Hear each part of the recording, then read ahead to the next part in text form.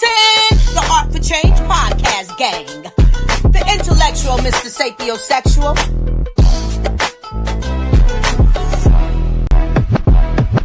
That's all you gotta do, be you.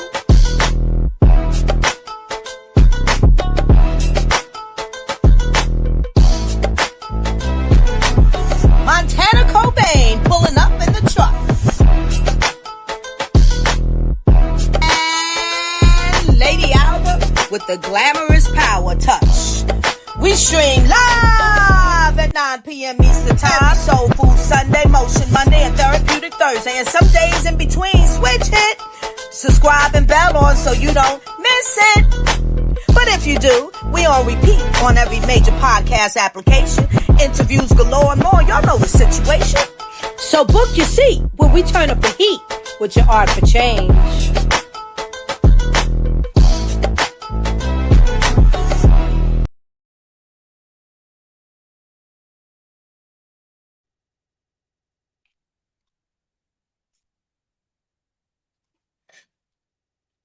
Yes, y'all. And we are live. What's going on, art enthusiasts and change makers? Yes. It's another episode of Art for Change podcast. Today is Therapeutic Thursday. I am your host, Mr. Sapiosexual, and my co-host. You already know it's your boy BU, because that's all you got to do. Yes. What's up? Yes. And the lady in the house, Lady Alba. How you doing, Queen? Happy birthday. You're on mute. Okay, so I got with that motion. I gotta. Yes. That's right. Hey, listen, don't let nothing or no one steal your joy. You hear me? Hey, I thank you so much. Thank you for announcing out and shouting out happy birthday to me. And I also thank you so much for don't let no one steal your joy. Because that's facts. Yes, 100. Yes, man. And it ain't always easy to do. No, it's not. Man. Sometimes we gotta close doors, close people behind the door, to not let you steal my joy. Hey, I know that's right. You know, absolutely. Yeah. Sometimes it be our family, but we still love. That's the key. I've learned that. Gotta give you grace. Absolutely. Amen. Because we identify. Go ahead, say it. And what I have learned is I have learned tonight to get as frustrated with people whose frontal lobe is not fully developed. Oh, wait a minute.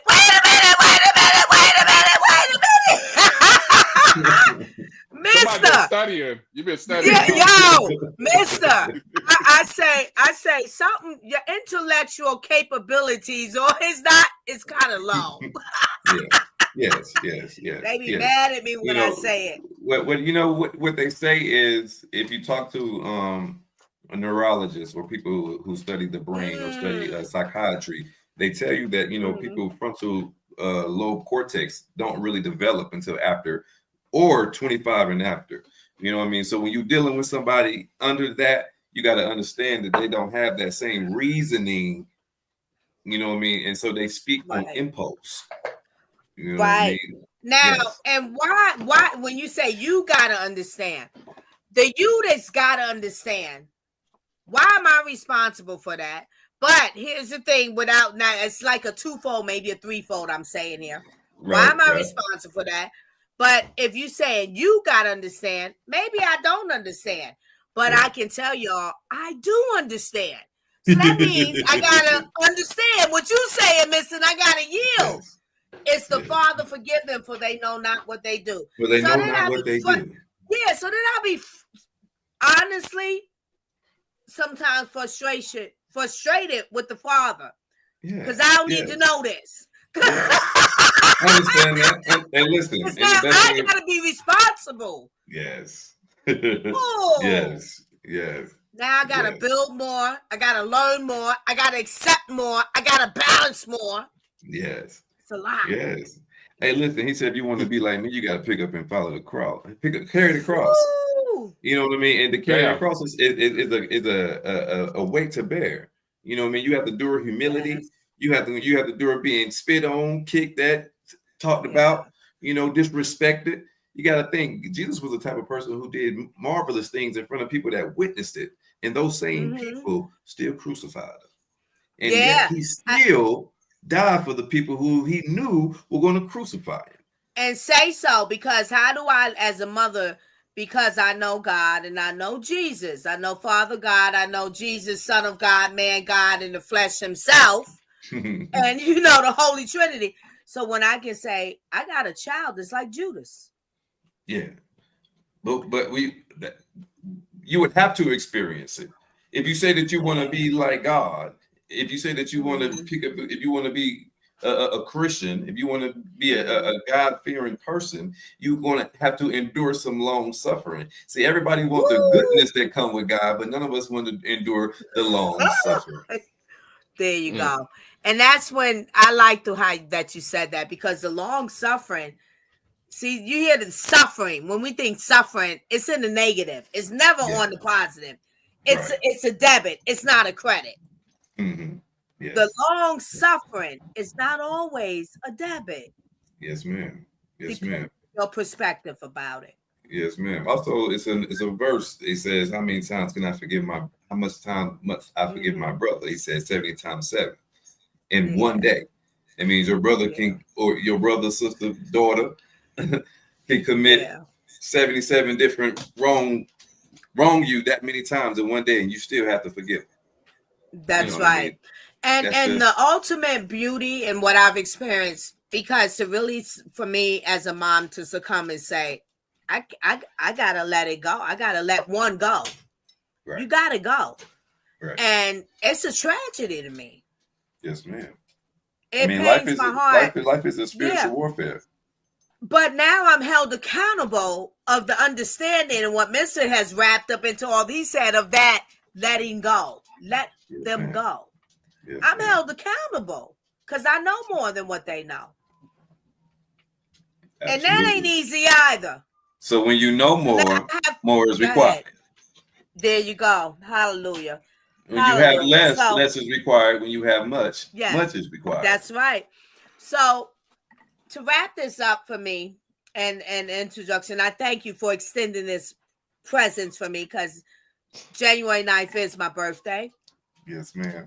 And this year, because I proclaimed this year, I will not be when 2026 come in, I was proclaiming this in 2025. And for the rest of my life, until God calls for my life off this earth, I will not be on the roller coaster ride. I'm going to be very specific about me, and I might have to sacrifice or feel like it's a sacrifice in ways that I don't ever want.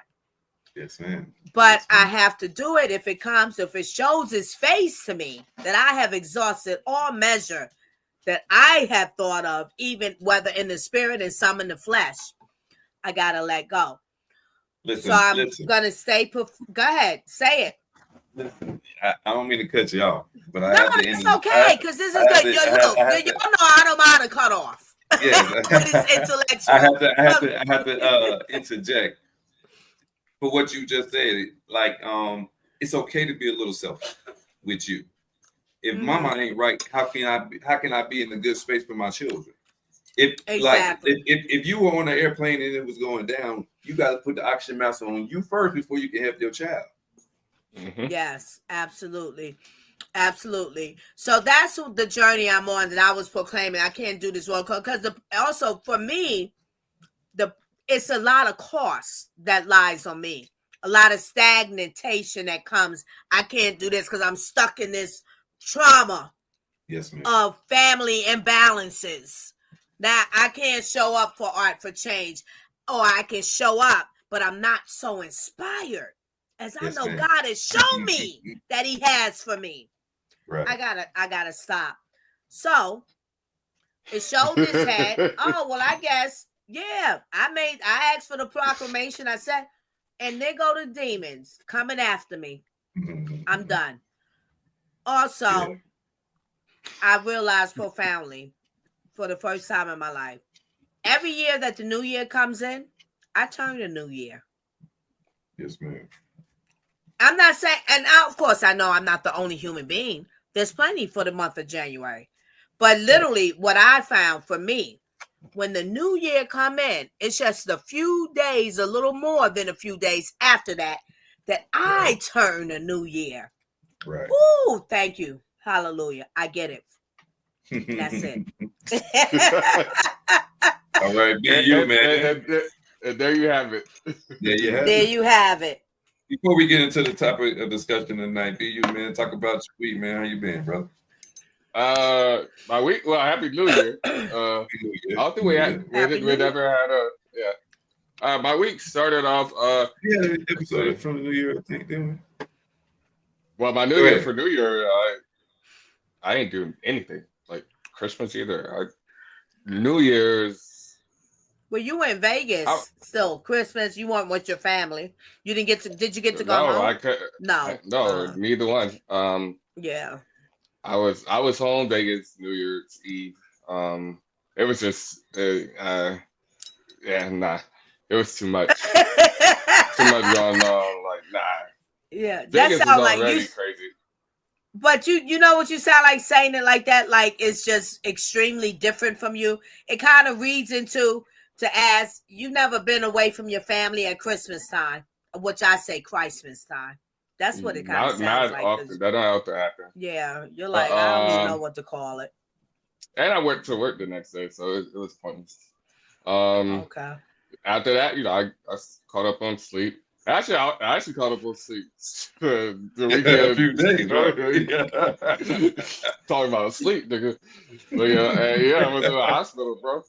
I was in the hospital. I had like fucking a lot of shit going on. And then, so, I went there Saturday, I think it's Saturday morning or right after the afternoon. I went, I was like, all right, let me go. They gave me a little treatment shit. Sent me back in the lobby. I'm thinking I'm like going in the room to chill. They sent me back in the lobby. So I'm sitting there with this fucking mask on my face. So they come back. I go do the x-ray, whatever. And they say, because I'm already in my head. I work Monday, so I was like, okay, they can keep me overnight or whatever. So I'll chill, for a little bit. So she was like, we're gonna admit you for the night, for the IV, do all this work stuff. So she come back with the x-rays and like other than the other shit going on, she's like, yo, you got fluid like on your lungs, which causes for like pneumonia and acute bronchitis. And it's the same treatment. So they gave me treatment for both on top of that.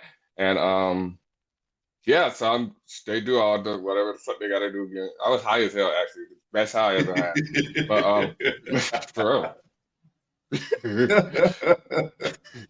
So they did all that, and they did all that. So I'm like, what was you high on? What's the best high? What was you high on? It's a step above morphine. And if you know what morphine is, it's stronger than that. Yeah.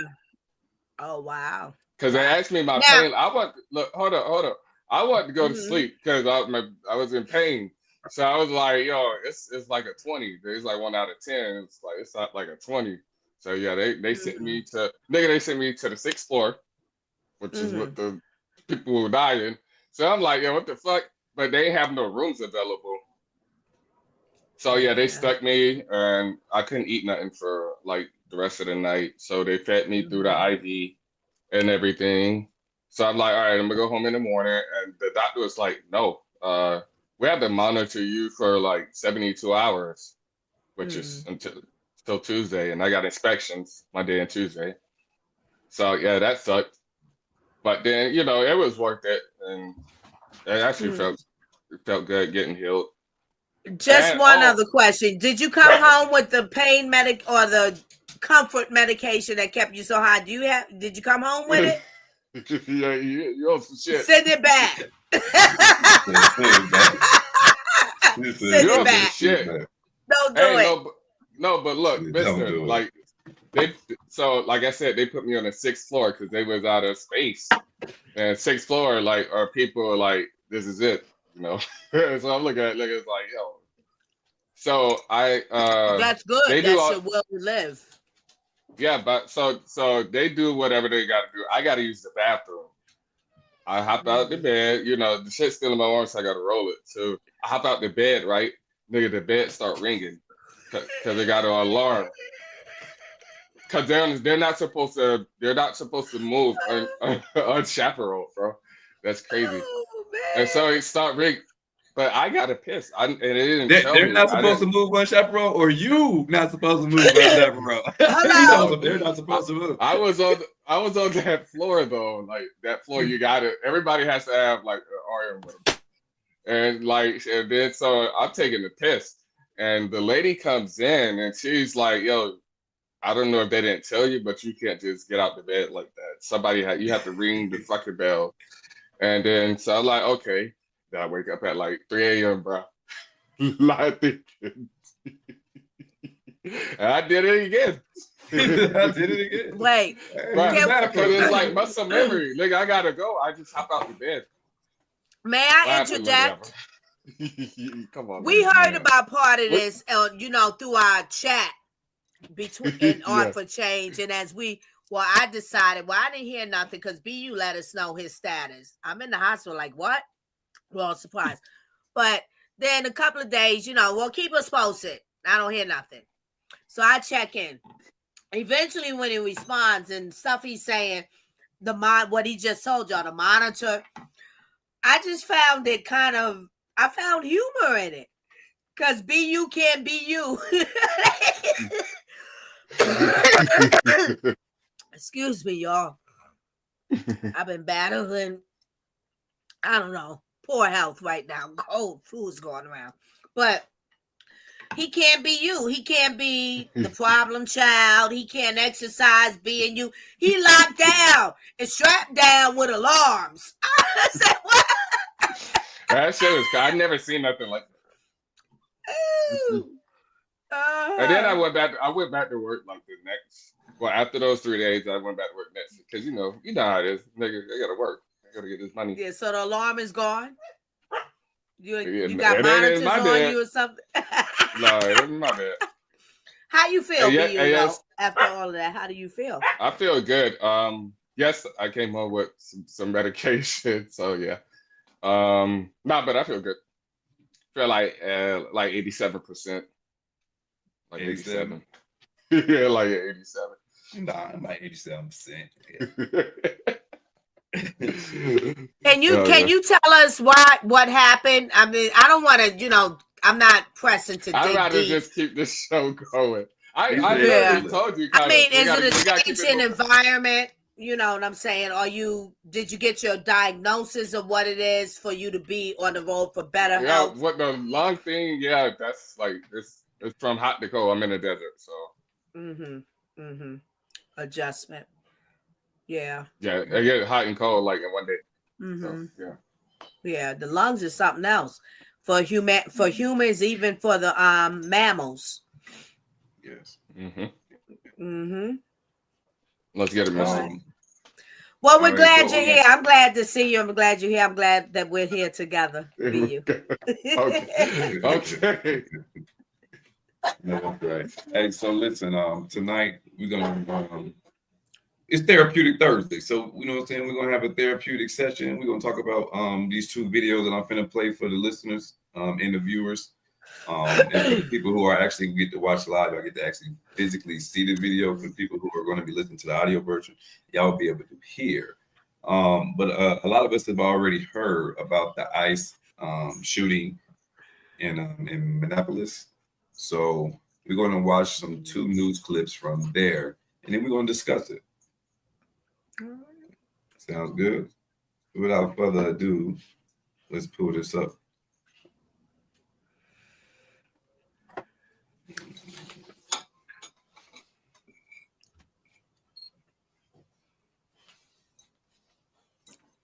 Return now to Nicole Skanga, who's got the latest on the investigation into the shooting that sparked those protests Matt was just covering. Nicole, good evening to you.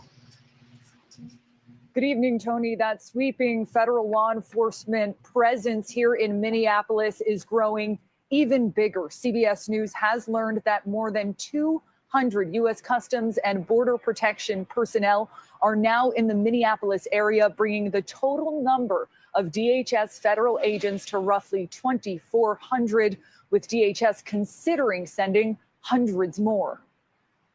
The federal agent who fatally shot a woman Wednesday morning in South Minneapolis belonged to a specially trained tactical ICE unit.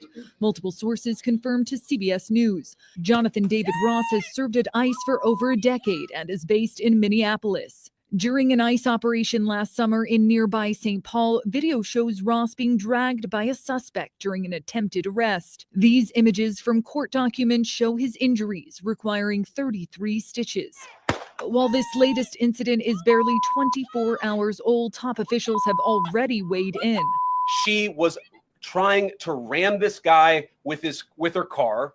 He shot back. He defended himself. This was an act of domestic terrorism. I found it, to be honest, the department's official statement and the secretary's statements were really irresponsible. John Sandwig is the former acting director of ICE. Candidly, it defeats the entire purpose of the investigation. Will this investigation be viewed as credible by the public? I think there are going to be large segments of the public who don't view this as credible.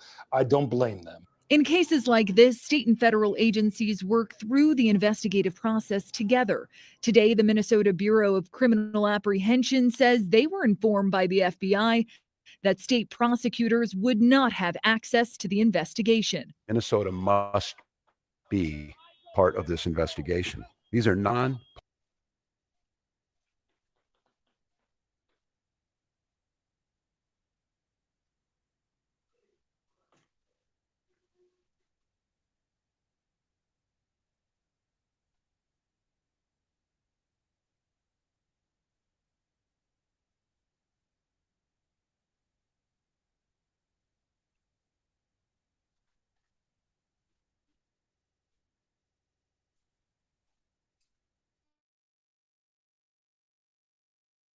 Concerned about the growing surge of personnel here with no de-escalation in sight.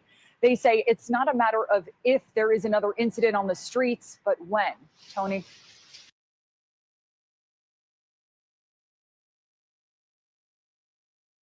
Hey, Christina. Yeah.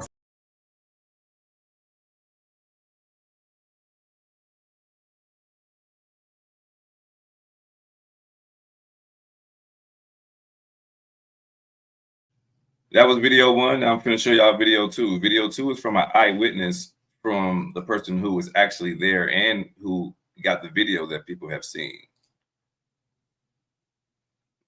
This was her video. She was interviewed on CNN. So we better play that for you now. Of the shooting, speaking out tonight, her name is Emily Heller. She lives on the street where the shooting happened, and she filmed video that we have here just now to share with you out front. It shows the chaos immediately after Renee Nicole Good was shot and killed by that ICE agent in Minneapolis hours ago. We're going to play it for you. I do want to warn you that it is graphic. Can I go check a pulse? No! Back up! Now! I'm a physician! Hey, listen, we understand. We got EMS coming, and I get it. Just give us a second. We have medics on scene. We have our own medics. Where are they? Where are they? How can I relax? You just killed my neighbor. You caught butter in the face. You killed my neighbor. How do you show up to work every day? How the do you do this every day? You're killing my neighbors. You're stealing my neighbors. What the man? Emily Heller is out front now, who you heard there and filmed that in that horrifically traumatic moment. So, Emily, I know you live there. This is your street. This is your home. And you're inside your house. You hear all of this commotion. Everything is starting to happen. Okay, can you tell me what happened then? You hear everything. You come outside, and then what? I hadn't even gotten dressed. I was making breakfast. I went out, I heard the commotion. I heard whistles, which is a common sign of ICE is nearby. And I went out onto my front porch. I didn't even have shoes on. And within 60 seconds, everything had already gone down. But there was an ICE convoy that seemed to be stuck. And then there was a protester who was blocking traffic so they couldn't progress. And she was totally peaceful. And ICE, it seemed completely unorganized. They didn't really know what they were doing. They were screaming at her to move, move, move. And then they approached her vehicle aggressively and tried to open her door. And then that's when she got spooked, and she reversed her vehicle to turn her wheels to try to escape. And that's when an ICE agent stepped in front of her vehicle and said, "Stop." And then, I mean, she was already moving, and then point blank shot her through her windshield in the face. I can't imagine what it was to see that, Emily. The way that you are laying this out, though, I just want to repeat and make sure that I'm clear, and please correct me if I say anything wrong. You're saying that what you saw was disorganized ICE, but then when they tried to get her to stop, she got spooked. She reversed her car to turn her wheels to get away, and that was when the officer stepped in front. They were telling her to leave. They were telling her to move, and then all of a sudden they were seemed like they were trying to get her. So they were telling her to move, and then in a split second they were saying they were trying to get her out of the car. So it was like she was trying to move once they were trying to get in her car. She was of course she wanted to leave at that point. They were extremely aggressive. Yeah, she would have been scared, obviously. You know, President Trump, as you know, posted a video saying that it's lucky the ICE agent was alive. And I just want to be clear, the ICE agent is walking afterwards, and we know that from anything that he had in the hospital, he's fine and he's out. But President Trump posted stood there. Yeah, go ahead. Tell me what you're going to say about what he did afterwards. Oh, he just stood there. The other ICE agents surrounded him. He was obviously spooked too. I mean, they seem like children. They seem like untrained people. And so that agent was obviously spooked because he had just killed someone, and it was very obvious to everyone who had witnessed it all that she would not make it. And so they kind of gathered around him, and then there was a gold SUV that came, and they put him in it and got him out of there because everyone knew he had murdered someone. So President Trump says the woman was disorderly, obstructing and resisting, who then violently, willfully, and viciously ran over the ICE officer, who seems to have shot her in self-defense. He shared a video of the incident from a different angle. What's your response to that version of events? I mean, that's the only reason why I'm here. I don't think I'm the most articulate person. I don't think that I don't want to be here, but I knew that this would be twisted and it would be self-defense, and that's absolutely not what happened. But it's just my life is forever changed from having witnessed this, and I just can't let this narrative that it was self-defense go any further, because it's absolutely not what it was. And yeah, my neighborhood, my neighbors, we're all going to be pretty traumatized from this for a long time. When in that video that you shared with us that I just played, the 34 seconds, you know, you're obviously incredibly distraught, and there's a doctor next to you or near you. We can, you know, hear him saying, I'm a physician, I can help. And they say, no, we have our own medics. But the doctor is there offering to administer CPR, standing right there. I don't want you to have to relive what you were looking at when the horror of her death, but how did agents respond to him? Was there a speed and a desperation in trying to get any sort of assistance to her? Because it didn't sound like that from what you gave us. Yeah, they wouldn't let him near, and they said they had their own medics that were on their way, which it was, I mean, I don't know, it was at least 15 minutes before the ambulance arrived, and then the ambulance couldn't even get through because the ICE agents had all abandoned their vehicles in the road, so the ambulance couldn't get through. So they parked at the end of the block, and about 5 paramedics came in and examined her for, I didn't see this, but they were with her for a few minutes, and then they carried her limp body away by her limbs, not even on a stretcher. Just carried her down to the end of the block where they could get a stretcher because they couldn't get through with their ambulance. Emily, I appreciate your talking about this. I know it has to be incredibly difficult, and I think everyone understands why you're choosing to do it, to make sure people understand exactly what it is that you saw and documented, and I appreciate your being willing to do it. Yeah, thanks.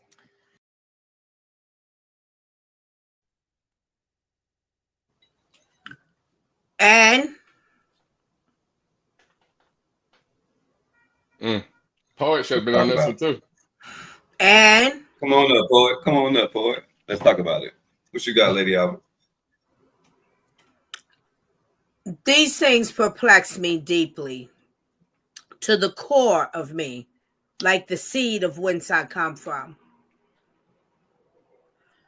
I don't like that the media and humanity pushes their narrative. Because whatever the narrative you want to try to push, it's a simple solution. We have to care about one another. But you're not going to ever convince me as a African-American woman, according to what America has now for years identified us as. And I'm going to give you another one, which I am, a Native American woman. You're not going to convince me by using another race to tell me about the inequalities or the disparities of what we're suffering through in our humanity, which is all culturally, whatever culture you come from. And it's very hard for me to embrace because I did watch this before this podcast tonight. I tuned in to the headlines, and it appears to me this is a Caucasian woman. Yes. And when I hear other Caucasian news media pushing that narrative, when I know, well, where's the black people that already got killed or hurt by ISIS already? And I remember one show we did, you talked about Chicago. Yes, ma'am. Where's that story? I haven't seen it yet. So I caution us, and I'm screaming caution to us all. Don't believe the hype. Don't believe the hype. Don't believe the hype. It all is very simple. We have to care about one another. We are all accountable. Whatever that woman was doing, she should have known. You don't speed off in a car. Just the same as I tell my black Native American children, the cops come to stop you and encounter you. Don't run. Stop. How may I help you, officer? What's going on? Let Poet have the floor. Listen, and let me just finish this. And when the newscast, one woman, she says, oh, well, something she said that triggered me. You don't know they're exercising their authority and what they did. Well, since when the law don't exercise their authority? They have the right. 100% law, military to exercise authority. When do you listen to the authority? If there's an issue, and we do have issues amongst us as human in our humanity to listen to authority, but let us all be accountable and find the solution. But to create more chaos when they coming for someone who, or more than one someone, and I don't know if you part of the ring. Imagine if for real, as a parent, I come to your house, something's going on with my kid. And then I see somebody leaving your house. I'm telling you, no, get that person. Your whole house is shut down because something's going on with my kid being at your house. Nobody move. Nobody get hurt. Nobody move. Nobody get hurt. For real. We don't have time for that. I'm just saying, be cautious of the narrative and stop complaining and buying into the narrative, because we're all accountable for how we want to treat one another. I feel it. What you got for me, Poet? Peace and love to the tribe. How y'all feeling? All right. What up, brother? Good. Happy New Year, Poet. Same to you. Oh man, y'all came in on a hot topic tonight, boy. This podcast is on fire. Yes, ma'am. All right, so check this. This how Lady Alva already came with that fire and hit on a lot of good points. So this is what I'm gonna do. I'm I'm gonna run through real quick the speech that I just did earlier. I got asked last minute to speak at the protest earlier that was in downtown Durham. So I'm gonna run that back, you feel me, real quick, just so y'all, because it hit on in the realm of some of the things that Lady Alva was hitting on too, and in the realm of having to do it, like kind of I had time to do it, but in the realm of having to like really like, you know what I'm saying, get to it, it really like I grounded in just like a real place, you feel me, like kind of where I'm feeling at in this moment. And so on January 7th, you know, ICE murdered this woman in cold blood. I've seen the video, you know what I'm saying? You just showed the video, a couple different videos. Just as I've seen the countless videos and imagery of men, women, and children being slain at the hands of police officers, sheriffs, and all manner of federal agents. This situation, in fact, happened less than a mile from where George Floyd was slain. In case you feel me, folks didn't know that. I have not grown desensitized. It sickens me in the deepest part of my spirit each and every time one of us becomes a new hashtag or a headline. Where does the cycle end? We pull out our phones, we scream shame, we gather together, we chant, and then what? We wake up the next day to the next headline. Where does the cycle end? Understand that I'm way past fed up. In the last decade alone, I've woken up to more than enough hashtags. At the protest earlier tonight, one of the last times that I was even at that spot was a few years ago when we were there protesting in solidarity for Frank Clark, who was shot and killed locally by a police officer here in Durham. Where does the cycle end? All right. This situation has just happened in combination with everything else happening across our city, across our country, and across the world in this current moment has me feeling like this. And this is that you never know when your time is up. And so while I have time here, I want to use that time to break these cycles. There's a war on Black people. There's a war on brown people. There's a war on indigenous people, on poor people, etc., and those who stand with us and support us. And nobody is coming to save us. We all have stories of fighters, of warriors, of healers and liberators as we look back towards our ancestors and in antiquity. Sheriffs don't keep us safe. Police chiefs don't keep us safe. County commissioners don't keep us safe. City council doesn't keep us safe. And speaking here locally, the mayor certainly doesn't keep us safe. We keep us safe.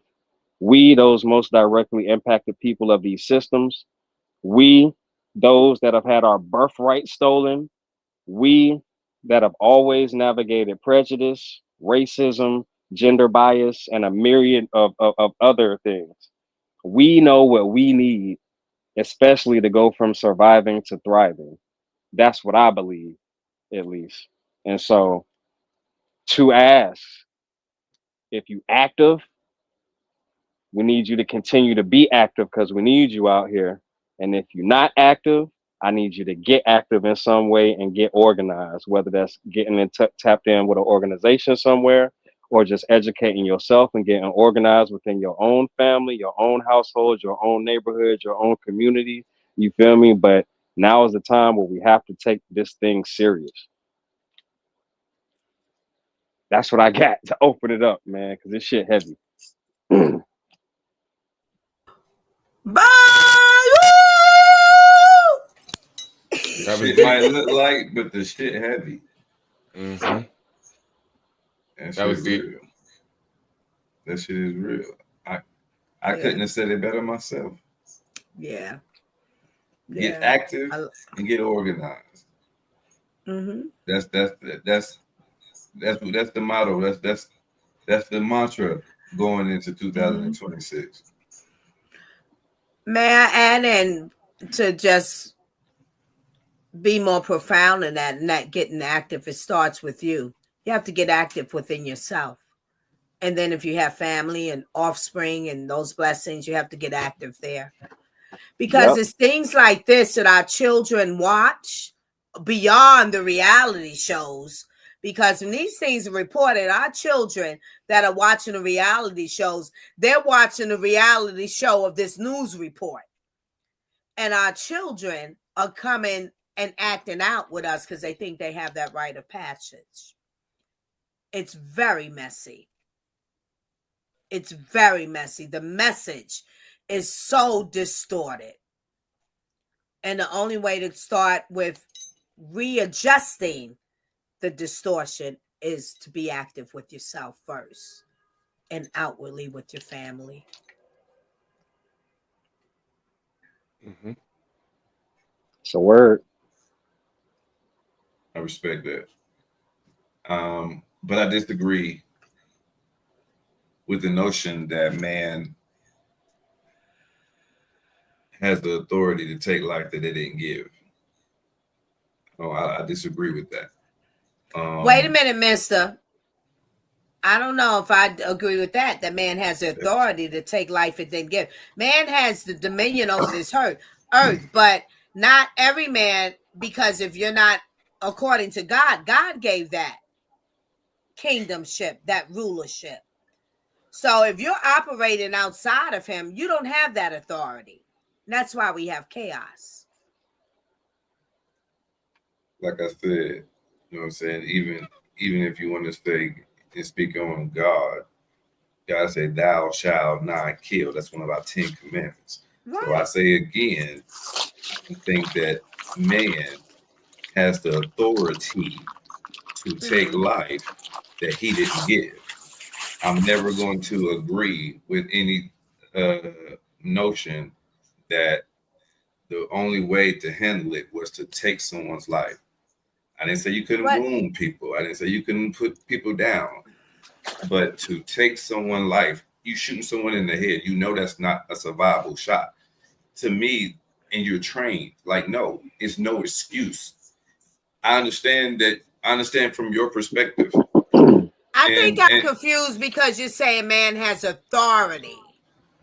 I think man is capable of anything, but I'm confused. Explain to me, because I think that's why I'm confused. You have a badge. I don't have the authority to kill anybody, but I am capable of doing it.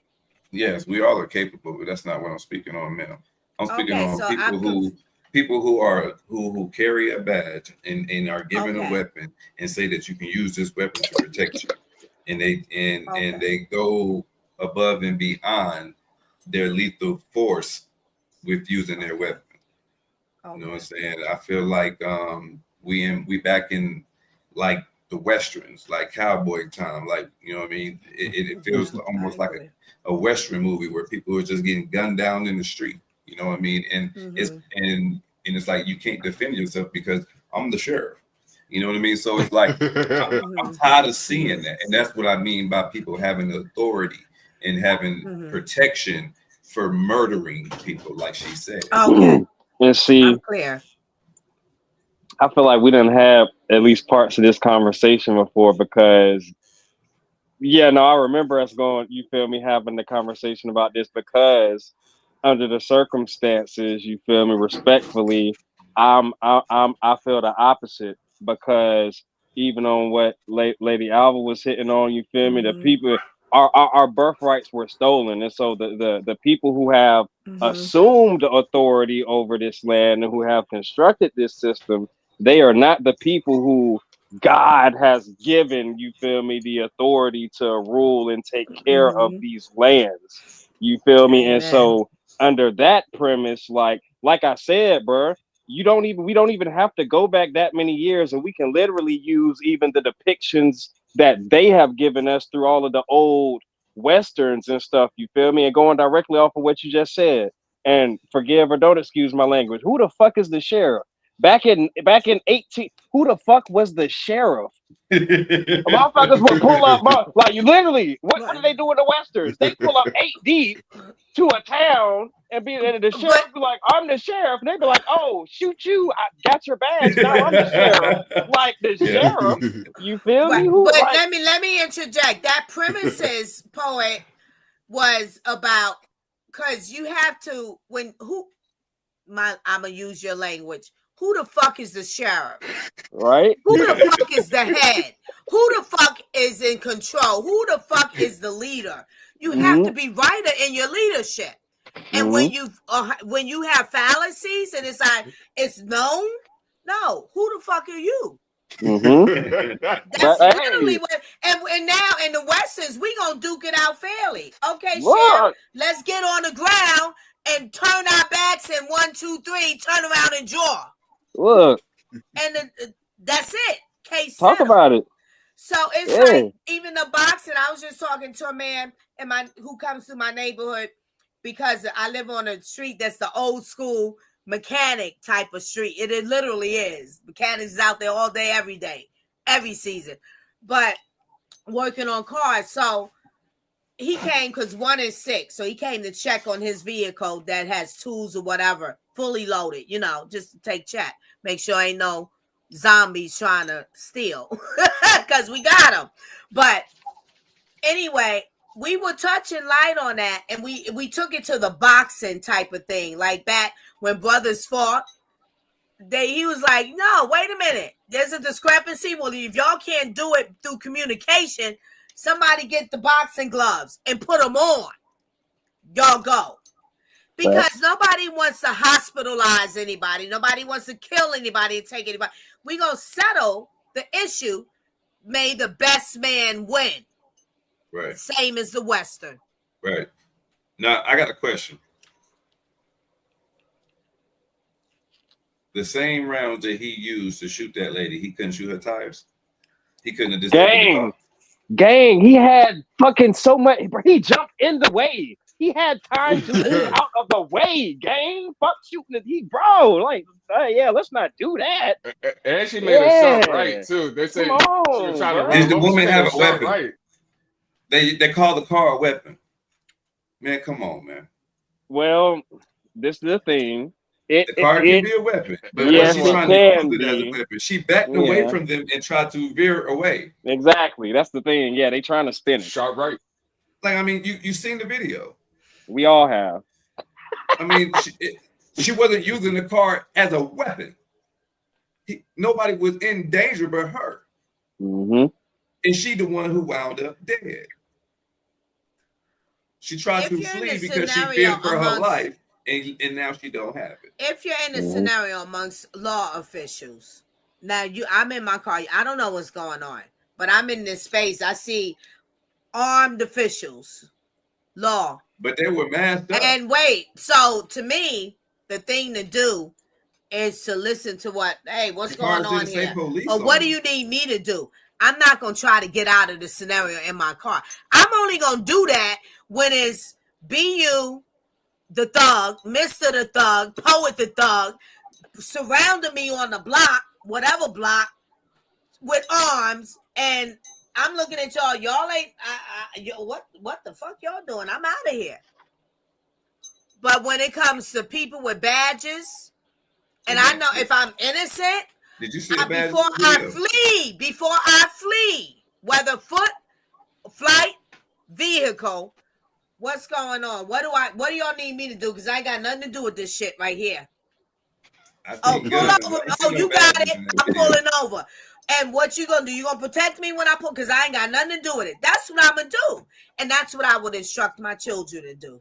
Man, they'd have snatched you. You seen that? We all just watched that video. They'd have snatched your ass out of that damn car, and you might not be on this podcast tonight. Look, no. Snatch out of the car is not comparison or not equivalent to bullets in your body and you're dead. I'm talking about the video we just watched, though.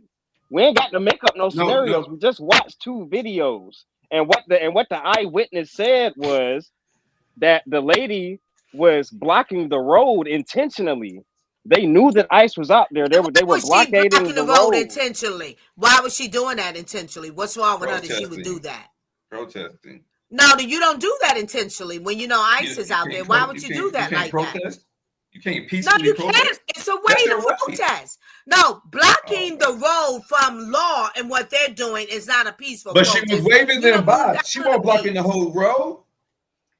Okay, y'all want to give excuses. I don't No give excuses. excuses. Did you see the video? She was literally waving them I by. don't give excuses. And I'm telling you again, be careful of the narrative. Because another culture of another skin color want us to believe into that narrative like it's okay. When have they ever believed in us when it was one of us saying the same thing? I'm not so buying into the narrative. You got to give me something more. So, what narrative did you think they want me to buy into? okay, What that this white woman was blocking the road because she's protesting. We come from a legacy of protesters. Blood, sweat, and tears. Our people died protesting, even when they shouldn't have because they were slaves. But after slave and freedom, so-called freedom, quote unquote, we had some hell of a leaders that did it. And they got beat down, incarcerated, and or killed, assassinated. Okay. So as a Black American woman, Native American, I don't need the projection of a white woman being attacked by ISIS to tell me, oh, no, y'all are pushing the propaganda. Because if ISIS came and attacked me, you ain't there for me. You're not pushing my propaganda. So I don't buy it. Politicians have a narrative for what they want to do.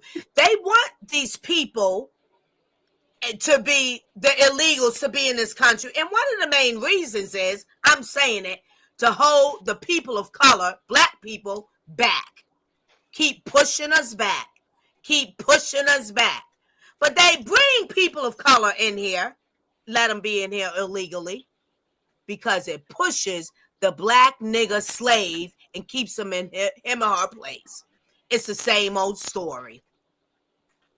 So give me a better narrative for me to say, oh, I comprehend.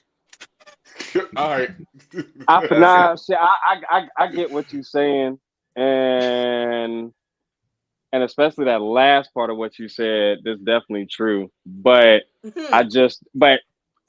and what I do understand is different perspective in different areas and different experience as well too, though, you feel me? But for like me, I've been active and on the ground for the last decade, you feel me, like in community and doing work. And even in regards to the last year or so with all of this escalated stuff and shit, you feel me, I can say the exact opposite, you feel me, like around here and shit, you feel me, it don't matter what, you feel me, like we intentionally, you feel me, but we have been intentional about relationship building with each other, eating meals with each other, you feel me, like being with each other, white, Black, Chicana, you feel me, like Indian, like whatever race or title, whatever anybody is, you feel me? So, and not just explicitly but I'm saying even more so when situations are popping up, we are showing up for each other, you feel me? So like even this situation itself, like I said, well, it wasn't no white people, you feel me, that spoke at the protest tonight. It wasn't no white people that organized the protest tonight, you feel me?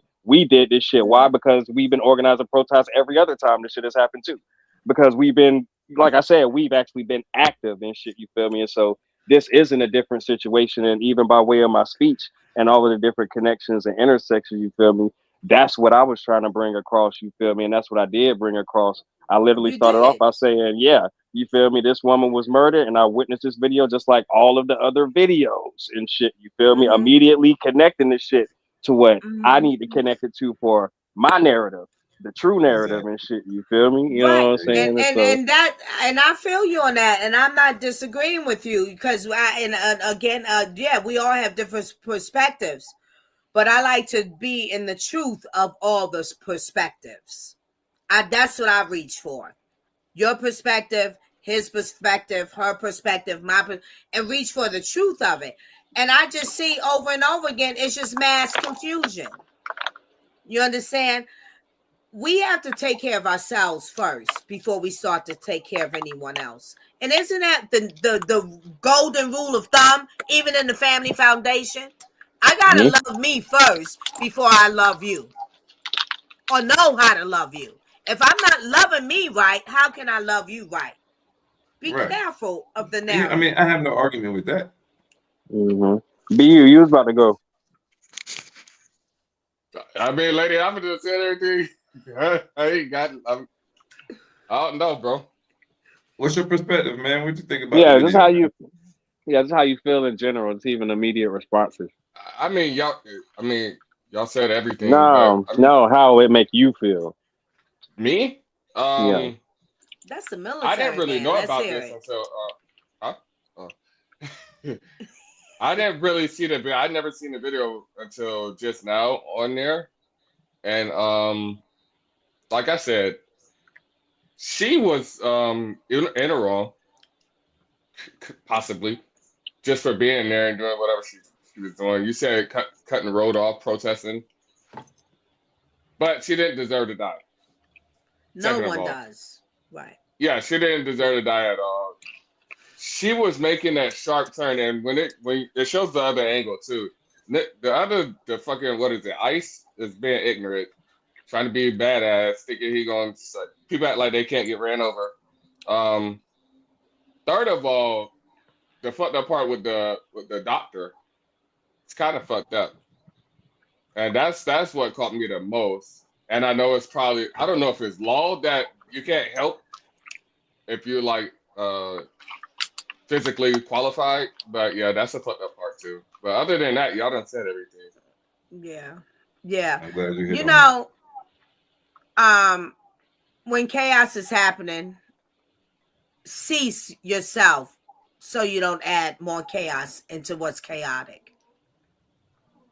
Wrong, right, or indifferent. That's the wiser thing to do because you don't carry arms. You don't have a badge of the law. And let us remember that whether you have a badge of the law or you don't, whatever you have, we're all human beings and we all have fallacies. And especially when today's world has escalated to the extreme that we are killing our babies, our children, and our elderly like it's nothing. What do you think? A person with a badge has more than what you have? We're all human beings. They have private lives. They live this life. You don't know what's going on, just the same as you. When you slip up, oops, I done fucking killed my wife. Or oops, I done killed my husband because they didn't get out the way. Or they wanted to get out the way and I said don't. We got to look at it realistically on a humanity level and understand that no one is above the other. No matter what kind of degree, badge, paper, whatever it is you have. And I'm going to tell y'all, to the world, only way you can say I may be and I can practice being above another of humanity is when I am wrapped up in the armor of God. If you operating off the flesh, oh shit, watch out, everybody. All right, mister. All I know is if you see me in the grave, just know 2 officers in the grave with me. That's all I got to say. No, wait, officers, what kind of officers? Whoever, because I ain't going out like that. No, that's why I say no way, and you shouldn't be. You Poet East Wizard. You hear your name? No way. Crystalina what? Okay. Got mine. Had mine out there tonight. But chilling. Hey, listen, but impacts on violence. How do exposure to violent events like this recent shooting affect your mental health in the community? And what therapeutic strategies could help? The exposure to violence is an explosion to your brain. And it makes it more difficult to choose which way do I go, George? What do I allow my humanity, my being, absorb? And beware of what you allow yourself to absorb, because it can become part of you like a leech on you. And now you're operating in that same aspect. Get rid of these reality shows. And most of them is black people tearing each other up. Get rid of that. Get rid of a lot of that, whether it's on YouTube or wherever it is, where we are just disgracing and attacking like that's the thing to do to solve situations, trials, and tribulations.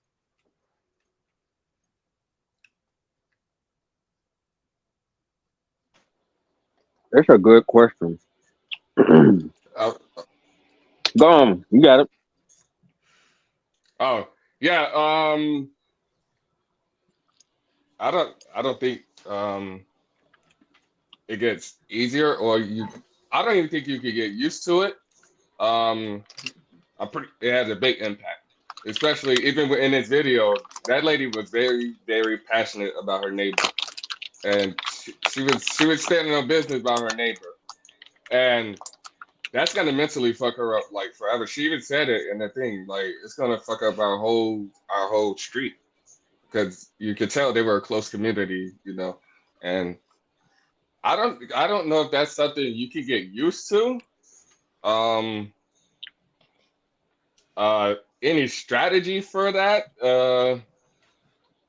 Therapy. Therapy is that's the best strategy. Everybody go to the building, right? Hey, that's the best strategy for a lot of stuff. And group sessions. Yeah. You do what the poet is doing.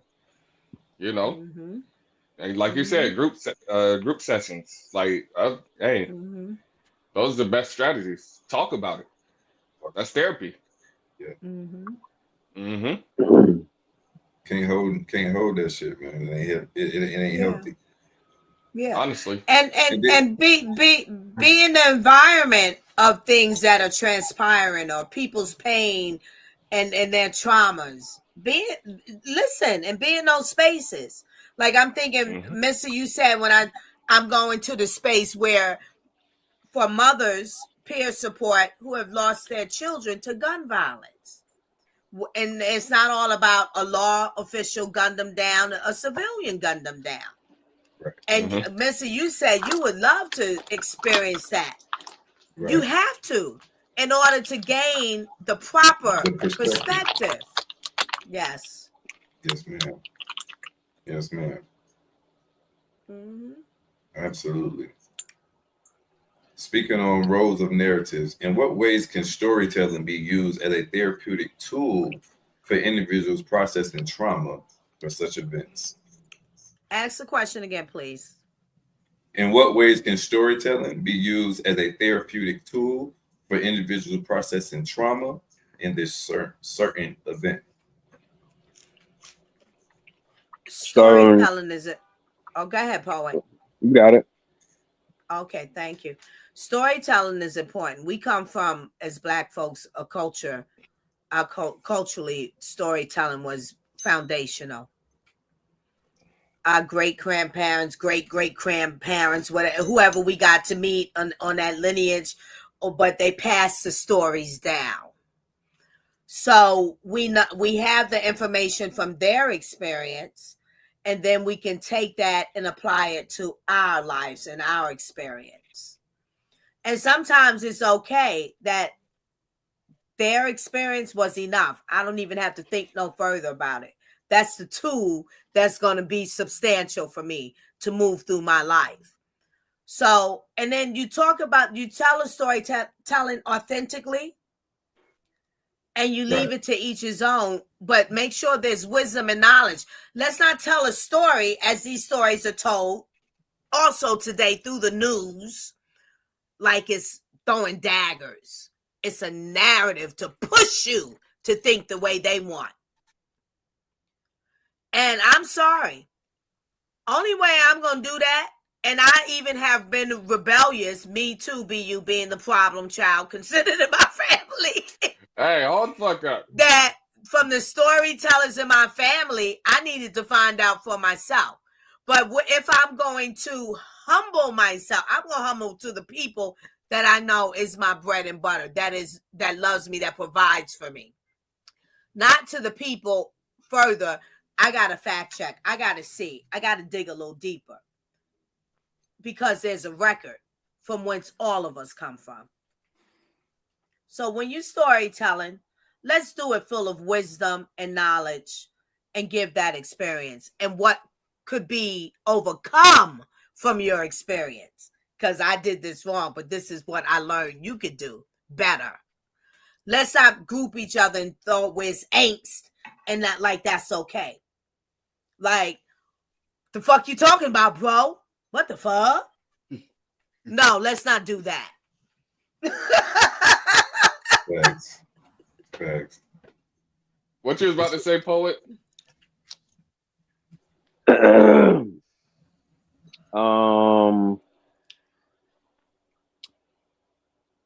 The simple answer is You ain't got no simple answer, Poet. How you got a simple answer? But let's hear it. now I'm gonna make it even I'm more intrigued. simple. All right, let's go. Yeah, ask the question Dr. again. James.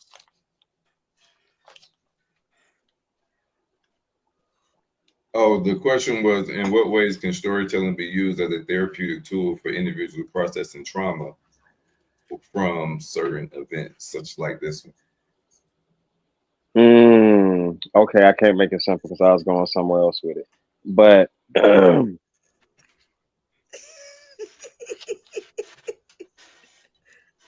fuck it, I'm gonna still answer the question the way I want to answer it. Storytelling, and I didn't get to answer the last question anyway. But storytelling, because when when you ask that question like that,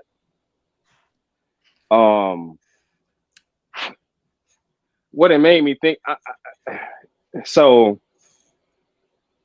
a couple of people's stories like that. The neighbor, the woman who we saw, you know what I'm saying, who those stories are important, you know what I'm saying? When I'm like, shit, the most important person and shit, you feel me? They ain't here to tell their fucking story. You know what I'm saying, right? And so as far as therapeutic, you feel me? It ain't, you know what I'm saying? Again, now that's why I'm taking, you feel me? This is what I like to be, you know what I'm saying, as real as I can about certain situations. It ain't nobody that should be, it ain't nobody that's hurting more than that woman's husband, her mother, you know what I'm saying, the people who are immediately around her, you know what I'm saying? And so by that circumstance, I ain't never been in that particular circumstance, so I can't necessarily speak to what type of storytelling might do for her husband or for her child or for you know what I'm saying, like that's a different type of situation. But where I was going with it originally was just the fact that, like, how Lady Alva was talking about the narratives, you feel me, like storytelling immediately is going to either, and I'm gonna say it like this with wishful thinking, you feel me, storytelling is almost immediately either gonna you feel me, potentially be able to get us a charge of some sort, or immediately another officer just got away with a free kill. That's what storytelling is doing in this instance, you feel me, with this situation directly. You know what I'm saying? Like Lady Alva said, these narratives and what the news that's why that first clip was hilarious. I'm like, it immediately showed us, oh, this is what the hell they trying to push. And shit, you feel, we literally all just watched the same video.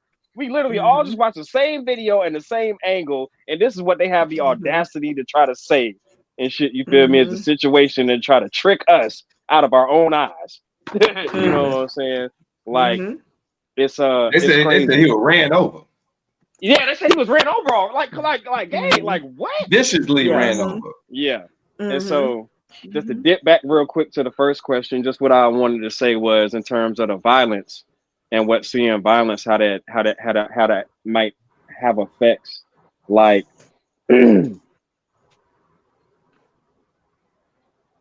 it's there's a thing coming up for me about,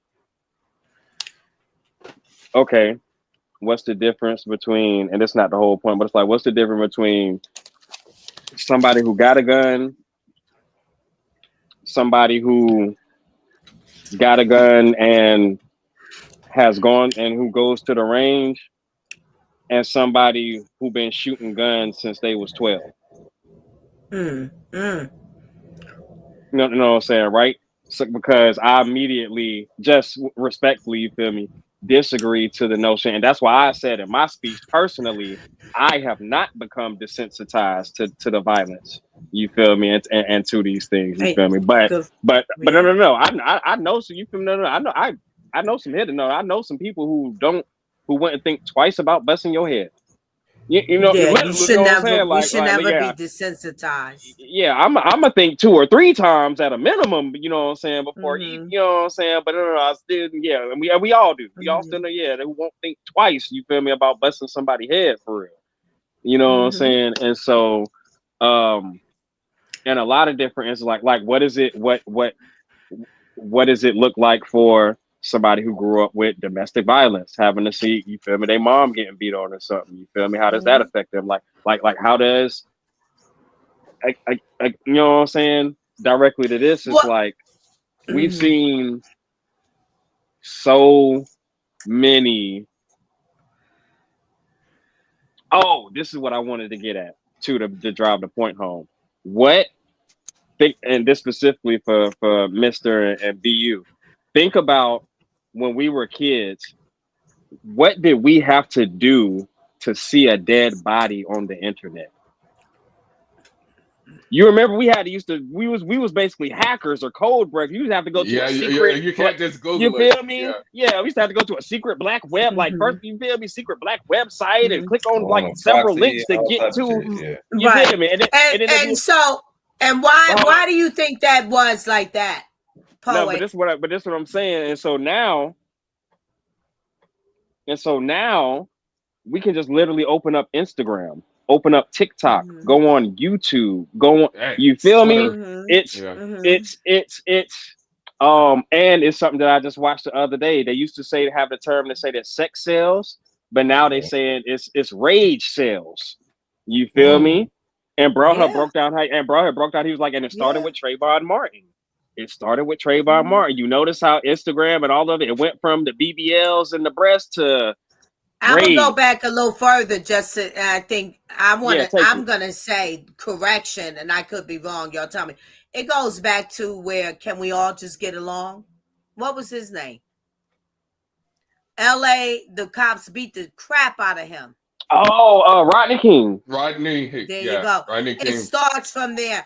Like that was significant for the culture then and moving forward, because it already happened before Rodney King. Yep. Martin Luther King and his right hand man and all of them went through that, and the black people that went along with him in those marches. But Rodney King was significant, and he said it. Can we all just get along? And everybody was dumbfounded. Even we were. What? Oh, it's that. But we realized that's magnificent. He said, can we all just get along? We still haven't learned that, to get along. The lesson is repeating.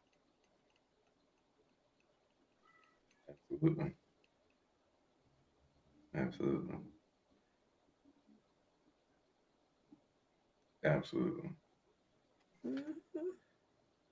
On that 1 second. Take note on that. Rodney King didn't lose his life from that beating. He survived it. To still, furthermore, in his journey in his life, to still preach, or just that one statement. Can we all just? He had nothing to give. Almost like every interview, he was just. Can we all just get along? Like, what do y'all want from me? That's all he had to give. All right. Thanks. Now, I know we said therapy. What are some non-professional ways to support somebody directly affected by violence? Really got to be a listener. Yeah, it's something about to say the same thing. Yeah, you got to be a listener, you know. So like I was just saying, especially in a situation where you might not have an experience, but you know that you want to, you know what I'm saying, be there for somebody, support somebody. You really have to be patient, not necessarily be too pushy. You know what I'm saying? And really just kind of be willing to just to be open and to stick through, you know what I'm saying, whatever with them, and to really, you know what I'm saying, listen. It'll definitely be easier if it's somebody who, you know what I'm saying, who you're more versed with, you know what I'm saying, somebody who you're around every day, so to speak, you know what I'm saying. So it's like you could even pick up on their nonverbal language or their body language and different things as well. And even just be able to, you know what I'm saying, even just make it an intention that, oh, I'm gonna cook their favorite meal tonight, or to pull up with they, you know what I'm saying, whatever, just things to kind of keep them in a good mood, or to take their mind off of things, or, you know what I'm saying, some of that stuff as well. Yeah. Hey, just to piggyback off that listener thing, and silence can be loud too, because sometimes I just want to sit there with that energy in the room, and I don't even want to talk, but I want you to leave. You know, silence is storytelling too. BU. Yeah, silence can be I'm loud. there. Yeah. So, real shit. I like that. I like that. But today's world, they don't understand silence. I see it in my own kids. Well, definitely one of them. They think silence is like you're miserable. I've literally heard one of my children tell me that. Oh, you stay to yourself. You're miserable. Because I'm silent and say to myself, she don't understand. But that's the loudness of today's world and that narrative. Everybody got to be a superstar. Everybody looks beautiful and slick. Everybody's a goddamn supermodel, and you ain't never walk a one way in your life. And even if you had an opportunity, they just said no, thank you. You understand? Silence is golden. It is a hell of a storyteller. How do you think incidents like this and other incidences may escalate tensions between civilians and law enforcement, ICE agent, Border Patrol, things of that nature, military professionals? Well, I hope people goddamn get active for real. This shit, you feel me, and turn up so that I can really get active and turn up. You know what I'm saying? Not like too early. Look at me trying to fucking trying to fucking make goddamn abolition and liberation all fucking dramatic and fucking planned out and shit. But nah, but like on a serious note, it's like literally yesterday and even at a point today and shit in little text message and threads, I've been having a lot of moments where it's like I've just been talking to myself and having to check in and be like, hey, yo, this is real life. Like just reminding myself, like, yes, this ain't a dream. This ain't you are living and breathing, and the shit that you are seeing with your eyes is like this shit is happening. Yes, that woman just got her head blown the fuck respectfully. You feel me? Yes, like that just happened. You feel me? Like, and it's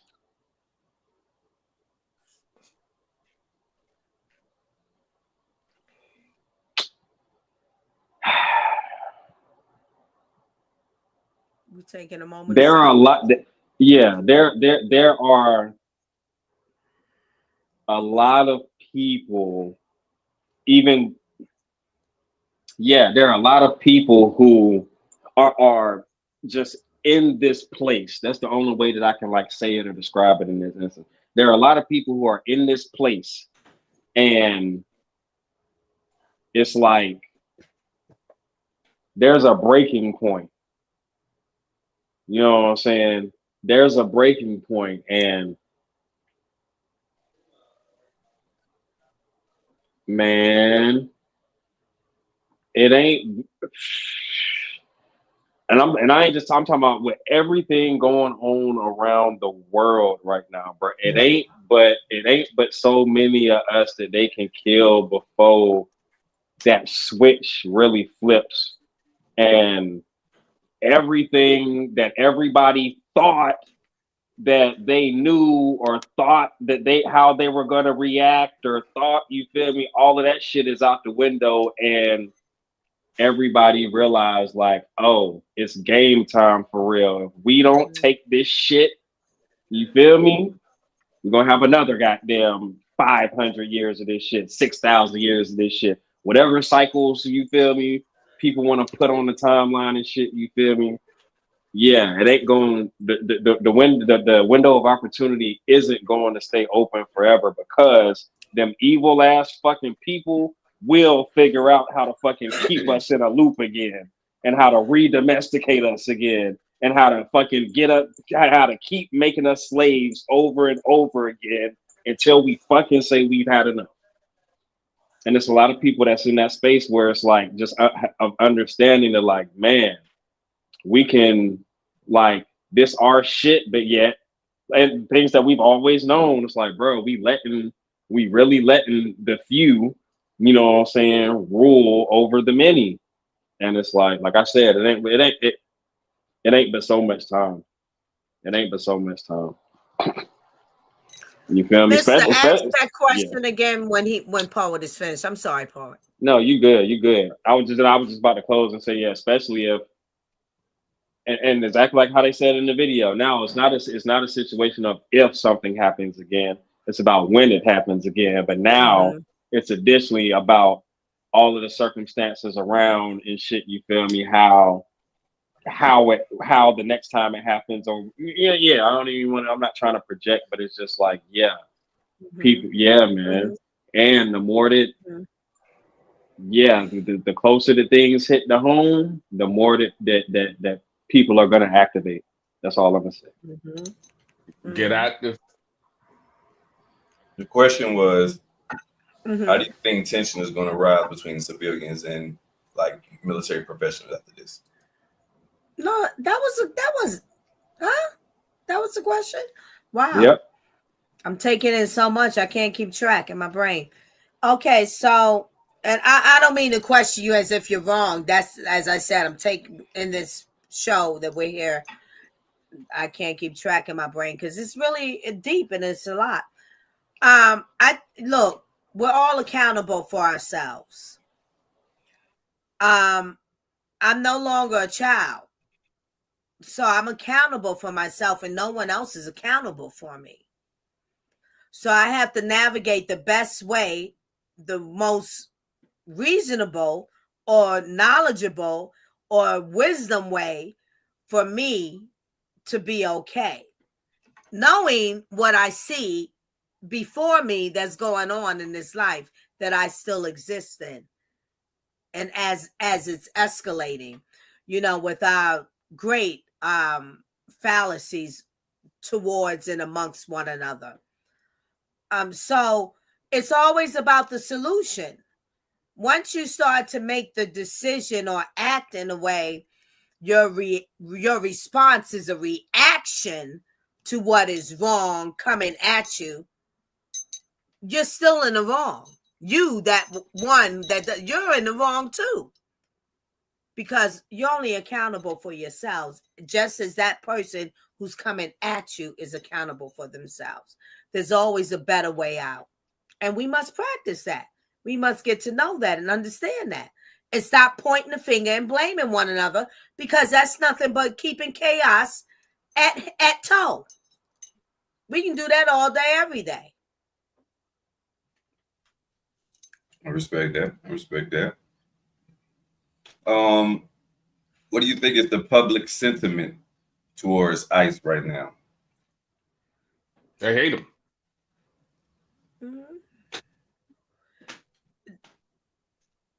They hate ICE. Well, that's what BU says. I'm not gonna disagree with that. I can't say I would use a strong word, but it does appear, from what I've listened to and watched, that they do have hate in their hearts, and that is the key problem.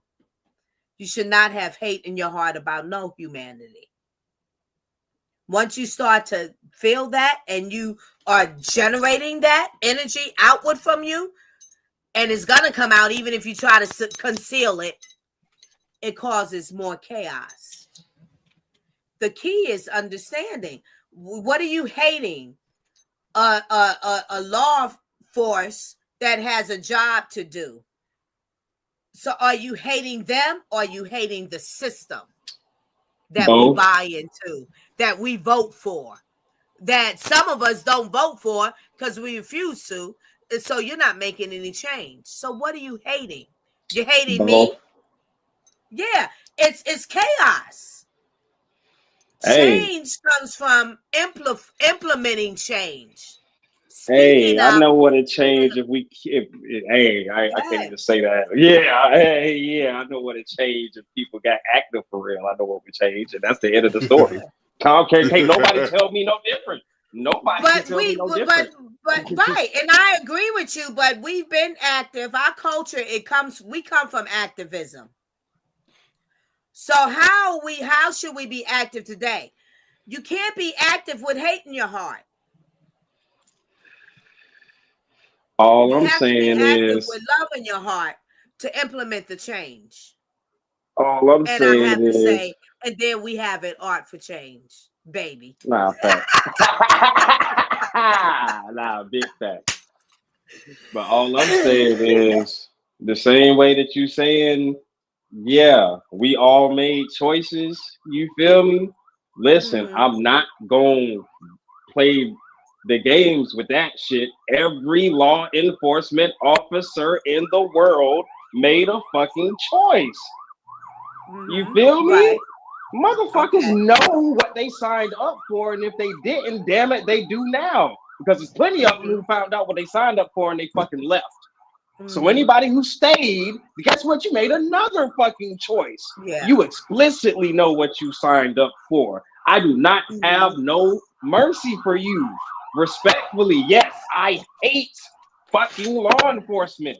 Yes, I hate them. Okay, well, Poet, I have compassion for them and I have empathy for them because I look at it this way. I became a mother because I chose. I didn't have a problem with that. Something I had a desire for whenever it happened. I didn't plan no pregnancy. You know, it happened. I congratulate it. I accept it. It's a blessing. But as a parent, your children, even before your children, your family can push you to levels to where you be like, I'm murderous. Y'all might have heard of me. That's in the mind. You understand? And then some of my actions maybe can depict that, oh, she might be able to reach there. But all of us can't. But my actions, I can understand you saying that because of an action of me, you can see the signs. You can see the writing on the wall. That it's just another couple of whatever steps. So with that being said, why are we hating law enforcement? They're, again, human beings just like us. They have more at toe in their hand and responsibility than the average civilian that is just living life, having a family. They get to see the whole world almost in their city. They get to see every pocket and aspect of humanity, along with they have their own families. That's a lot to take in. That's an explosion to your brain. And sometimes, just like as parents with your children, I'm at a point, my brain, I don't know what to do with y'all, what to say anymore. Everybody getting fucked up right now. Fuck it. Make the next move. I don't care. That's, so if you think about it that way and equate that to a law official that has exposure to life in the world, it becomes complicated. When you see people that don't care about themselves, don't care about their own family, and a law person got to show up, you done killed your child? We sending messages. Why the fuck should I care about you if you don't care about your own self? I'm coming to do my job. I don't want to hear your story, and that's that. And guess what? I can do that because I got the badge to do it. The same as a parent. It's complicated. What you got, mister? But that don't sound like you moving with love, though. No, it is love. No. It's the reality, mister. It's the reality. But now you got to figure out the balance to stay in the love. That's what's so complicated with all that reality, to keep yourself there, because you're really starting to look at the world out. Where's the love? as a parent, sometimes I don't. Well, I know my children love me. I know I love them, and I know they love me. But sometimes you be like, well, what you say to me? Where's the love? I guess I'm. You understand? I understand. So blue lives matter. He said so. Blue lives matter. Blue lives matter. I'm all with lives BU matter. on. All I'm not lives BU. matter. I'm with Poet Yes, sir. on this one. I'm with Poet on this one when it comes to how he feel. Not so much like fuck the police, but fucking police, but on his perspective, because like I agree with that totally, and I disagree with the notion that they made a choice. That's what he said. Like, I agree with that. How can you want me to be sympathized with you when you made a choice to do this? This is the job that you chose. You saying, oh, they got so much on their stuff. Like, I can't sympathize with them because you chose that role. Because you chose and exactly like what you said earlier. The fact that you chose the road as man or woman. This is my man. This is my woman. This is because my spouse. Now we have children, and then you just walking away. Whatever you're doing, it's not good. But you made the choice. We're all fallible. We all fall short of the glory of God. But the metaphors make it different. We got to speak in actuals. What the actuality is exactly like what you said, and what you and Mr. both expressed earlier. If we all humans and we're all equal and nobody's above anybody else, but then you're speaking from a particular perspective, and Lady Alva, you said it a couple of times now, and you keep saying, but they got that badge and they got their job and they got these responsibilities, and for all of those things, hold up, and for all of those things that you stated, that is what makes them think that they are above us. But isn't that the fallacy of human nature? And that's what makes other people think that they're above them too. You feel me? Well, and for that reason, that doesn't since we're not on an equal playing field anymore, they are above us. You feel me? So we not equal. No, they're not humans like us. They're not the same type of people as us. I just say take caution. I say that because we have to expect authority. We have to respect authority. Now, let me finish what I'm saying. You say, no, we don't. We have to respect authority. We have to respect leadership. We have to respect who's in charge. No, we don't. I have to respect the Most High God, and that's it. Well, he is the authority. That's it. And then God plants man authority I don't have to respect over no this human. land. And God plants man authority over his family. So be careful of that narrative. Everybody has a position. You don't get a position. But you got to be careful of the narrative that you're pushing, trying to humanize devils. Most of law enforcement are devils. They are evil people. Let me tell you, no. Yes. No. Wait a minute. I'm not humanizing devils. I can't do that because devils are demons. You're telling everybody to give in to the authority. No. That's what you have stated tonight. There's a way you deal with things. If we're pushing that narrative, we need to be cautious because our children will be pushing that same narrative when it comes to us, their parents, because they're already doing that. That's natural. Children have always rebelled against their parents. There's borderlines and guidelines with everything. You don't have to like it. You don't have to agree with it, but this is your situation. This is where you come from. The same is for Black people. That's a narrative that we shouldn't be pushing. We living in a system that was built to keep us down. Why would we submit to an authority of a system? Because we have the power. No, because we have the power, Wizard. No, we have the power. Don't submit to the authority. No.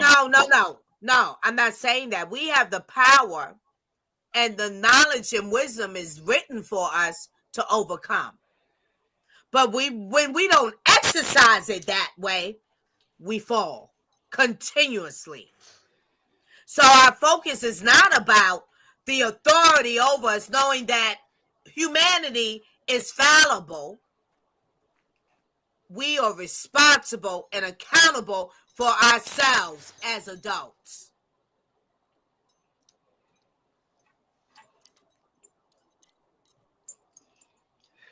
All I know is if adults don't get active, it ain't gonna be no world for your grandchildren. It's as simple as that. But see, to me, for you to say that, that puts the power in the adversary's hand. The adversary has lost because God says so. God has won the war. We're just waiting for it to be manifested in our lives. So whatever adversities we have to go through, know that we have won. Do you understand that faith without works is dead? Because if somebody don't kill something, ain't nothing gonna win nothing. I do. I'm exercising my words through the words of my mouth that God has put on my tongue to speak. Through experience, through faith, through action. I'm exercising that. Respectfully. There's a better way. Run through the So I'm not any man's judge and jury. I have no hate for humanity. I love all humanity, wrong, right, or indifferent. And why I love? Because God loves me. And God loves all his creation. So I'm going to love the same.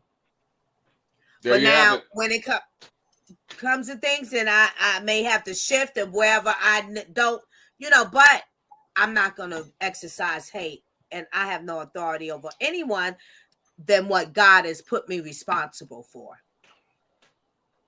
Amen. All right. You're going to run through the fun facts and historical events for us of the album. It's a deep conversation. I sure will. Fun facts and historical events for January 8th, 2026. 1835, the first major exhibition of American art took place in New York City. 1942, the birth of renowned artist Robert Rauschenberg, known for his innovative use of mixed media. I want to look him up. I don't know about him. 1959, the launch of the Barbican Century in London, a major arts complex. 1973, the opening of the Guggenheim Museum in New York City, designed by Frank Lloyd Wright. 1989, the unveiling of Picasso's, I might pronounce this wrong, Guernica in the U.S. got it right. And you always correct and have the right language when we mispronounce words. The worldly military man. So, in the U.S. for the first time at the Museum of Modern Art. Don't let the quiet ones fool you. Not a lot of knowledge in that brain. 1989, the unveiling of Picasso's, I'm reading again. So 1996, the first public display of Van Gogh's Sunflower in Tokyo, attracting massive crowds. 2004, the beginning of a major retrospective of Monet's works at the National Gallery in London. This is all about art. 2016, the launch of the Art Basel in Miami, showcasing contemporary art from around the globe. 2018, an important Banksy, quote unquote, or looks like piece, was revealed in London, stirring discussions on street art. I don't know that name either. Banksy. 2020, the opening of the Istanbul Biennale, featuring contemporary artists from around the world. All about art, babies. Yep. Mm-hmm. That's fine. Celebrity birthdays. Born on January 8th, David Bowie, 1947, January the 8th. Legendary musician known for his electric style, who also married Iman, the model.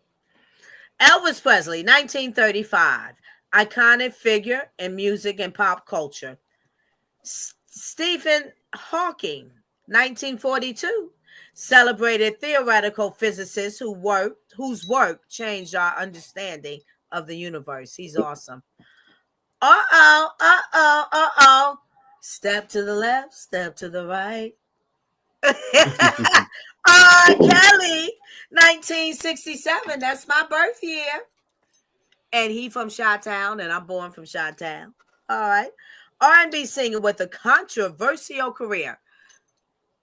You I don't said, like you that said they it said twice. that. I don't like that they put that in there. See, they just that was because of what his career became. What He would they gets have some cake. said? He gets some cake right now. Yeah, but why Happy they birthday. put that? They finna say the What same would shit they have? about Diddy. Yeah, that's not right. That's not right. Don't put ad on stuff to somebody because of what happens in their life. You know, like come on. Talk It about seems like you're ready. Hey! Go ahead. Yeah, I'm ready. Dave Grohl, 1969, frontman of the Foo Fighters and former Nirvana drummer. Y'all know Nirvana. I like Nirvana. Nicolas Cage, one of my favorite actors. 1964, Oscar-winning actor known for his diverse roles. He is. Nicholas is something else. Started out like in a very comedic type of role when he started on the screen. Kim Jong-un, 1982, supreme leader of North Korea, often in the spotlight for political reasons. See, they should have said Kim Jong-un, supreme leader in North Korea, who wanted to launch the atomic or nuclear bomb on us. You know, that's an update of Kim Jong-un. But they don't. They do that with R. Kelly. You see what I'm saying? Watch the narratives. That's all I'm saying.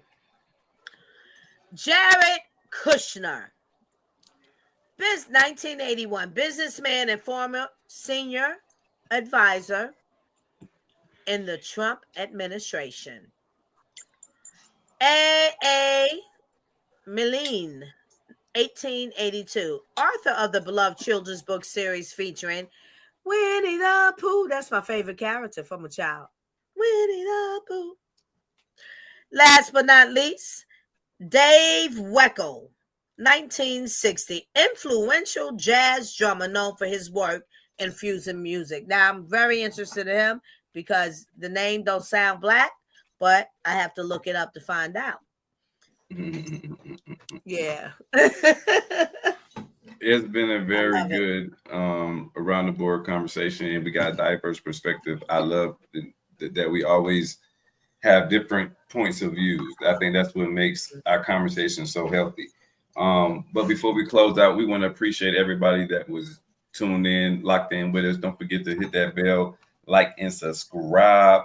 And don't forget to follow us on the audio version, man. So if you miss the beginning of the content, you can catch things that we have later. Hold on. I missed some of the comments, y'all. Let me catch up.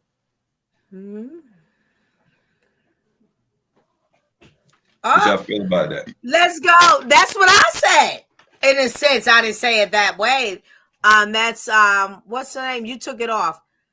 Chaos for you. Isn't that interesting? Yeah, most people that don't like police don't like being held accountable for things they know they are wrong. I agree. You want me to read it, or y'all gonna read it? You don't want me to respond right now because they're gonna get mad. You sound like a sucker, Chaos. You feel me? You sound like a sucker. Because I asked what the fuck Martin Luther King, MAGA, Malcolm X, Rosa Parks, Harriet Tubman, asked them what they would have said. The authority is no, they never exercised and showed us hate for police. The authority is the fucking devil. That's the end of the conversation. I ain't hearing no rebuttals. Our That's what ancestors you would have say. said that they was the devil, and in fact, I bet we can look it up in history, and they have said that they were. Okay, so Not buying Wizard, that. hold on. Hold Not that buying thought, that. and let's do that because that's what you say. But as far as I know, historically, I have never seen or heard a depiction to where they played that narrative that they had hate for the police. Now you have another point of view, so let's exercise and do our due diligence. Do you know the and come history back of the around. police and why they was created? Say it again. Do you know the history of the police and why the police was even created? Law and order, because humanity needs it. And All right, it's so you don't also know a the history. hierarchy. So It's you don't also know a the history. hierarchy.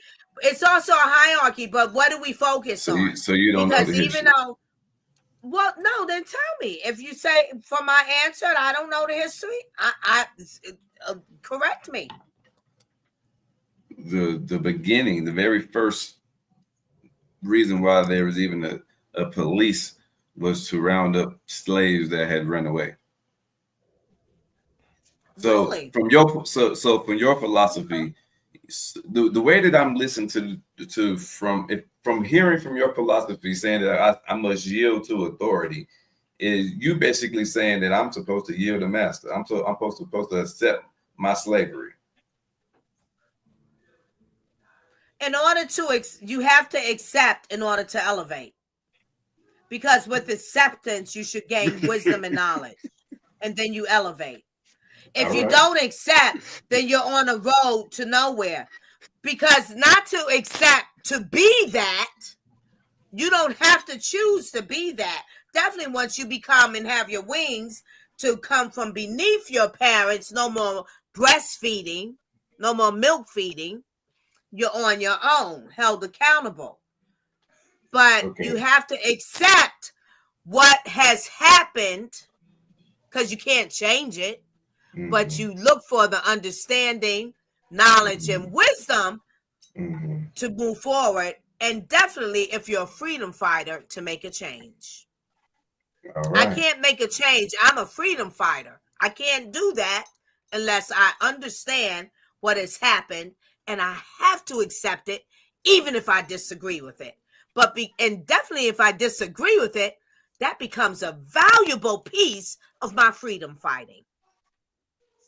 Okay, I respect it.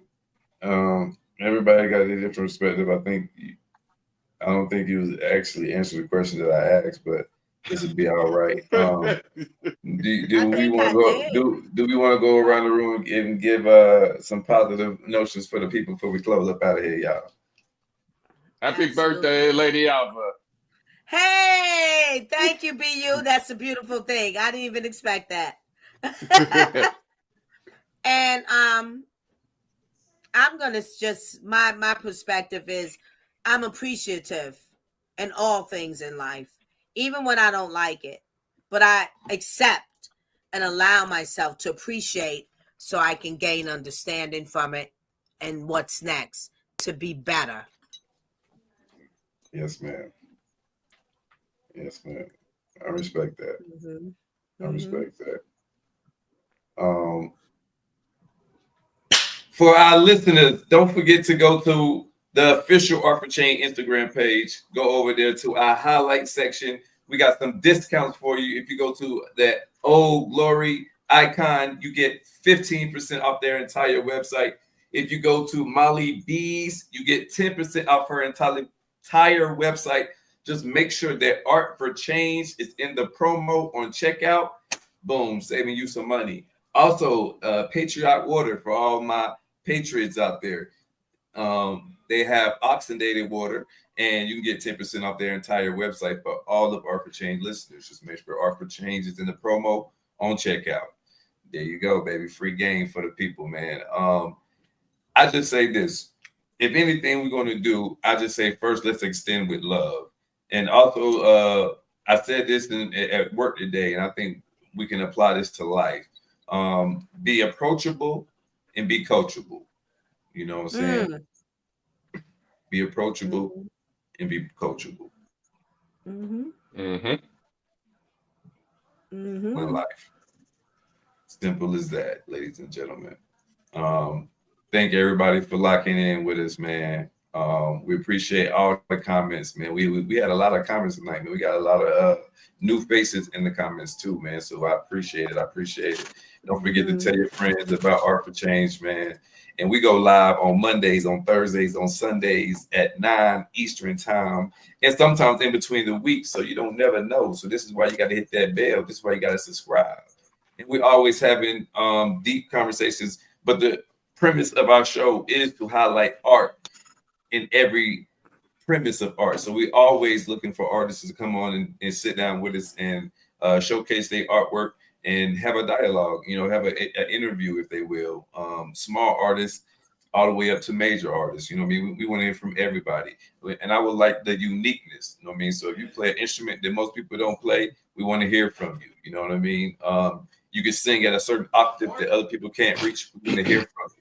You know, also people that are in professional, especially on Therapeutic Thursday, we would love to sit down with a therapist and have those type of conversations. On Motion Monday, we would love to sit down with people that are in business. So because that's the type of things that we talk about on Motion Mondays. On Sunday, we would love to sit down with people who are doing more soulful things in the community and being active. Shouts out to Poet for coming in with us today. Things of that nature. Shouts out to Marshall. We see you, baby. Until next time, baby. Peace and love. Art for Change, gang. And we out of here, man. Hold on. I'm sorry, everybody. Be you. What you got for the people, man? I would like. Oh yeah, happy birthday, Lady Alva. I know she already lit a little bit. She already lit. She got to get more lit. I sure am. It's the birthday session. Yes, man.